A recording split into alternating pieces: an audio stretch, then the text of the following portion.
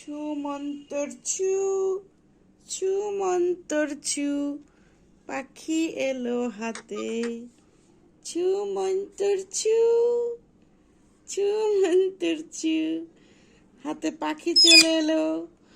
জাদু করে আমার হাতে পাখি চলে এলো। মিঠু, তোমার নাম কি? তোমার নাম কি? বলো মিঠু। মিঠু বলো। বলো মিঠু আমার নাম। আমি আমার মাম্মির একমাত্র ছেলে। আমার একটা বোন ছিল, আকাশে উড়ে চলে গিয়েছে।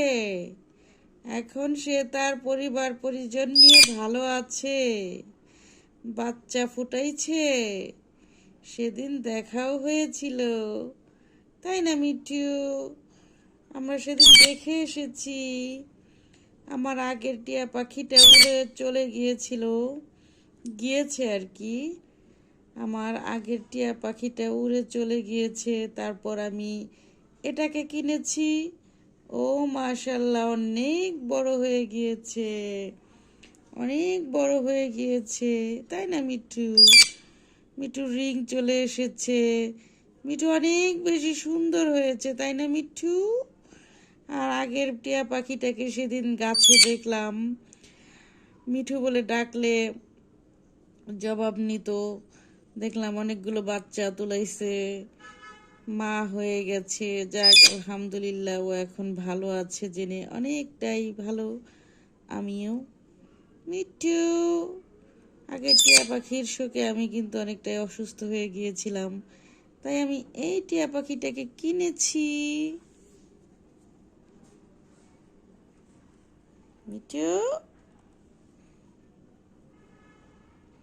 মিঠু আসো।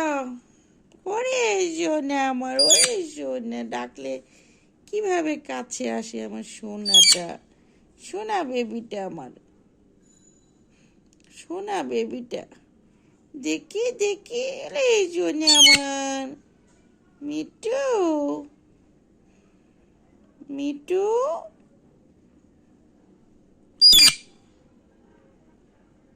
মাশাল্লাহ,